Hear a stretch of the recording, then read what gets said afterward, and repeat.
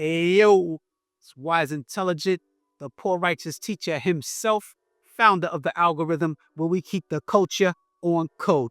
And welcome to episode 10 of Shut the Up, a series of short communications where we debunk popular myths circulating in this culture and community that serve no other purpose but to pathologize black people. And myth number 10, black people need to wake up collectively to empower the group. I attribute the propagation of this myth mostly to the conscious segment of the community of which I am a part. I perceive this myth to be an excuse, well, at least a hyper focus on it.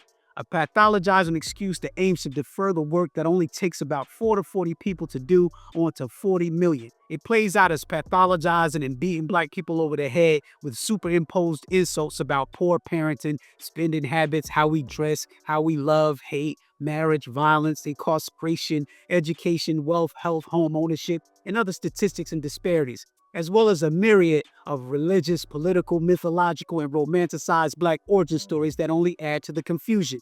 This myth advances the idea that black people need to wake up en masse, accept one of these origin stories collectively, take responsibility for some perceived collective bad habits and behavior, have some accountability, stop spending money on hair care products, strip clubs, and alcohol, yada, yada, yada.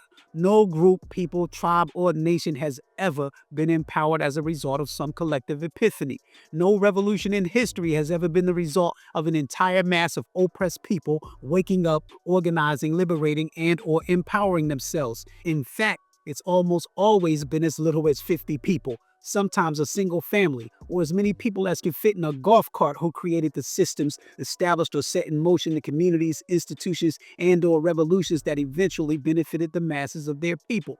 Throughout history, it has rarely been the masses who first set revolutions in motion, but rather small, determined groups who ignite the fires that reshape communities, people, and civilizations.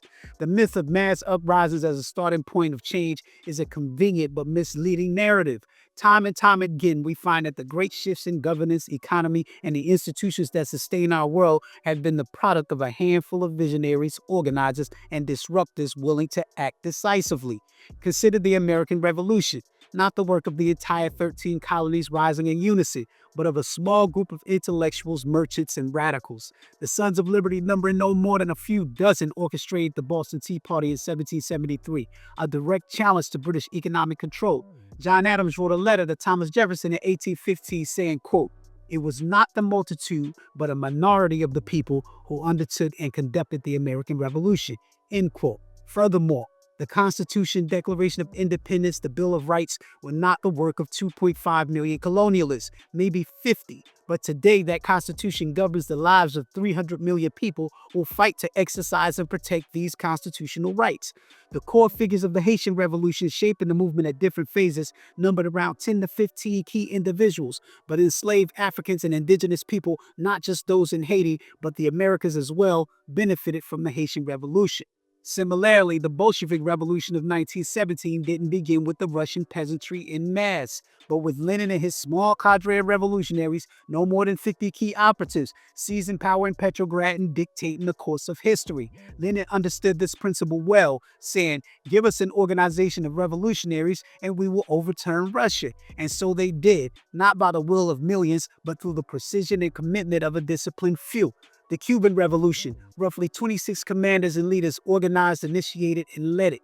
Economic revolutions, too, owe their origins to small circles. The founding of this capitalist system as we know it is often traced back to the intellectual efforts of Adam Smith, David Ricardo, and a handful of thinkers in 18th century Britain who laid the foundation.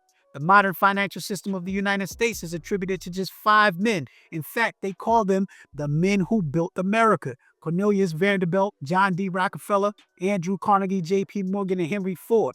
5 men. Even the institutions we rely on daily in the USA, schools, banks, hospitals, were shaped not by spontaneous collective action, but by pioneering individuals and small coalitions. The establishment of the first education systems was spearheaded by individuals like Horace Mann, not by an entire nation clamoring for schools. The civil rights movement, often framed as a mass movement, was in fact propelled by tightly coordinated groups. The Montgomery Improvement Association, led by Martin Luther King, and just a handful of organizers who planned the bus boycotts, sit-ins, and legal battles that impacted the country and eventually benefited people all around the world. Remember how the Black Panther Party set up food programs and health clinics? All of the people who benefited from those clinics were not card-carrying members of the Panther Party. The majority of them were not woke. They couldn't quote the party's 10-point program and did not need to be empowered and benefit from the Panther Party's revolutionary formation programs and institutions. Yes, we should inform the masses. Yes, we should make attempts to orient the people politically, but this is only as important as its ability to win the battle for public opinion. The masses don't need to wake up suddenly. The masses don't have to get on the same page, and the masses don't have to believe the same thing. The masses have historically fallen in line with what benefits them, appears to benefit them, or what appears to be the path of least resistance. And getting them there is the result of life-sustaining systems, not individual agency. The individuals, groups, and formations beating the masses over the head need to shut the up and themselves wake up to the fact that this pattern is not an accident. It is a structural truth. Emphasis on structural. Masses may move history forward, but it is always small groups that initiate the motion. I can't remember the person who said, revolutions are not made, they come. And when they come, it is because a few people dared to challenge, organize, and execute their vision in ways that the majority never would have dared. It's like the saying, once the thunderstorm starts, raindrops can no longer vote. If history teaches us anything, it's that change don't wait for the masses. It begins with a few determined individuals, often meeting in dim-lit rooms, a university dorm, the back room of a bodega, a recording studio, or even a prison cell, decide that the world must be different. And then, with enough courage, strategy, and conviction, they make it happen. So the question is not whether the many will rise, wake up, or change their behavior. It is whether the few are prepared to act. The masses don't need to wake up or be more responsible or any of the other shit they get beat over the head with from all sides. This is a myth and a deflection by those of us who are stuck in the analytics of the responsive reactive orientation and haven't figured out how to create what we say is needed to empower the group. The only people that need to be woke, in alignment, and on the same page are those at the organizational level of the movement. So please, organize the 50 or 5 people you think are woke, get quiet, and get to the revolutionary work. But if you out here pathologizing Black people as a deflection for not doing what you can do, please shut the up. Peace.